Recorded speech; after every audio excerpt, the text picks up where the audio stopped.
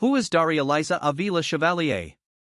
That's the question a lot of people in New York and across the country are asking right now, after she pulled off one of the biggest upsets in a New York House primary since Alexandria Ocasio-Cortez defeated Joseph Crowley back in 2018. Avila Chevalier, just 32 years old, defeated Representative Adriano Espaillat, a long-serving incumbent and the first Dominican-American ever elected to Congress. She is a first-time candidate, a PhD student, and an investigator in a public defender's office, and she came out of the world of far-left activism, not traditional politics. So how did she pull this off? A few things came together. For one, she had the backing of New York City Mayor Zoran Mamdani. That's notable because Mamdani had originally pledged to endorse Espaillat, the incumbent. But Mamdani, himself a young democratic socialist, eventually reversed course and threw his support behind Avila Chevalier.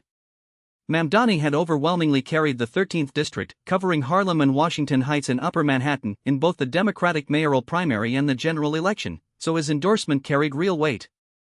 She also had the muscle of the Democratic Socialists of America's New York City chapter behind her, along with Justice Democrats, the same left-wing group that helped launch Ocasio-Cortez's 2018 campaign. Justice Democrats funneled close to $300,000 into her race.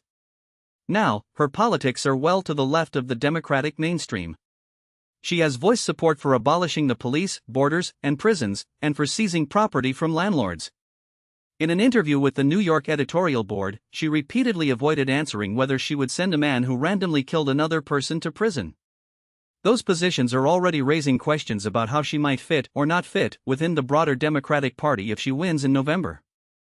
Her campaign wasn't without controversy. She was involved in pro-Palestinian organizing at Columbia University and attended a rally in Times Square on October 8, 2023, the day after the Hamas attacks in Israel. That event was condemned by Governor Kathy Hochul and other local leaders for rhetoric that some said suggested the October 7 attacks were justified. Mahmoud Khalil, the activist who has since been targeted by the Trump administration for his organizing, appeared in an advertisement supporting her campaign. She also faced racist attacks questioning her Dominican heritage.